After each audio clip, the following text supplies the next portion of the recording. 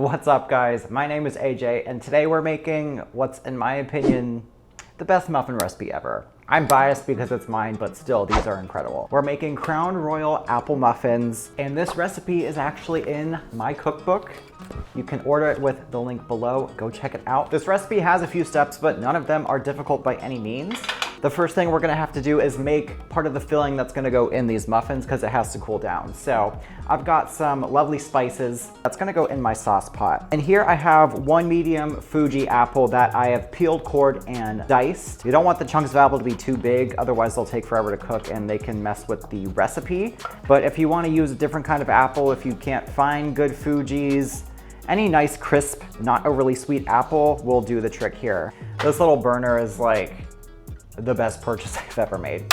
Since I have an electric stove and I hate it, this is a nice gas burner. So I'm gonna cook this over a medium heat, stirring to coat the apples in this mixture, and we're just gonna cook it for about 5 to 10 minutes until the sugar melts and this becomes a more gooey mixture and gets nice and thick, and the apples are just a little tender. And these are Crown Royal Apple Muffins after all, so most important ingredient here is 1/3 of a cup of Crown Royal Apple.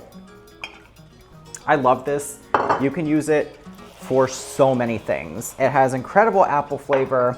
It is whiskey, but it's not like overwhelmingly whiskey flavored. All right, this is nice and thick. Coats the apples nicely, so we need to take this off the heat. Now this is a fairly simple batter to make. You don't have to do it in any particular order, which is really nice. So we just have our all-purpose flour, some granulated sugar and brown sugar. I like using both because brown sugar has some nice molasses flavor to it. And we've got baking powder, salt, and cinnamon. And we're just gonna whisk these lovely dry ingredients together until they're nicely combined. We wanna disperse the baking powder evenly throughout this dry mixture so that these rise evenly in the oven. Now when it comes to wet ingredients, fairly simple. We've got milk, vanilla, egg, and vegetable oil. But all you gotta do is pretty much add it all in. You can add it in at the same time, it's no biggie. And just using our whisk to get this nice and combined. So now that she's good, I'm gonna give my apples just a little bit longer to cool. And these have a streusel topping. So we're gonna get that together, and I promise you that is the last component of these muffins. I know you're like, this is supposed to be, is it? Oh my God, where's the is it? So what I have in here is some all-purpose flour, granulated sugar, and brown sugar, 1/2 cup of each. Don't worry, the full recipe not only is in my book, but it's on my website. The link is in the description for all the measurements. So don't you worry, they're there.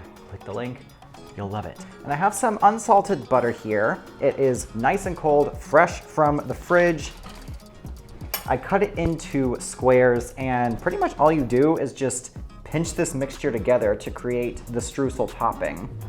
There's some bits of butter throughout, but that is totally fine. It's nice and combined, it's crumbly, and this will go great on top of the muffins. So last thing is we're going to take our beautiful apple filling and just fold it into this muffin batter. And just be gentle with it so we don't overmix the flour, but definitely mix it until this is nice and evenly mixed throughout our batter here. If there's streaks of the apple filling, even better. So now all we have to do is get this in the pan. I have my muffin pan with cute little white paper liners, and this is my trusty tool here. It's a 2 1/4 inch cookie scoop that I use for cupcakes and muffins because it gives me the exact same size, and it seems to fill them precisely the right amount so that they puff up enough but don't overflow too much. Tapping it on the bowl not only releases excess air, but kind of helps clean it up so you don't make a mess out of your pan. I'd say these are getting filled about 2/3 of the way full. And side note, you just want to make sure you spray the top of your muffin pan because these will bake over, but that way they won't stick.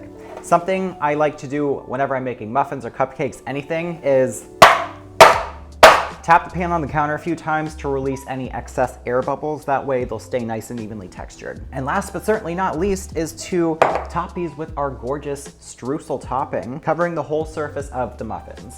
And I just like to clean off the excess streusel from the top here just so it doesn't burn. So these are gonna go in a 350-degree oven, and these are gonna smell absolutely amazing, and I cannot wait. All right, so fast forward, and these came out beautifully. Nice crispy streusel top, baked well, they look great, they smelled amazing in the oven. So we're just gonna make a really basic glaze. You don't have to glaze these, but I just like that nice finishing touch. It takes them to the next level and they look really cool. So all I have is some confectioner's sugar with a tiny pinch of salt in there, and you don't have to use this if you don't want to. Using this in the recipe allows the alcohol to cook out, so if you don't like consuming alcohol, then you can just use milk for the glaze. But I'm gonna use Crown Royal Apple because that is the theme of these muffins. And when it comes to the glaze for this, I like it to be thin enough to where you can drizzle it like this, but not so thin that it's like watery and just runs off the muffins. It'll help if these are nice and cool so that it won't melt the icing. But this is perfect. About 2-ish tablespoons of Crown Royal Apple for my cup of confectioner's sugar here. So just lightly drizzle these muffins with it. Don't want too much because I don't want it to be overly sweet, but a little bit will just give them that nice finishing touch and make them look that much more exciting. Don't forget that the full recipe is on my website. The link is in the description, and it's also in my cookbook. The link for this is also in the description, along with my other social media.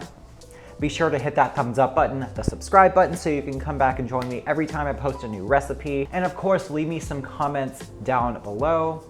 Thanks for joining me today, and I'll see you next time. Oh, that is wonderful. You get the crunchy streusel topping. You get a hint of the Crown Royal from the glaze. Delicious spicy apple flavor. You got the chunks of apple in there. My God.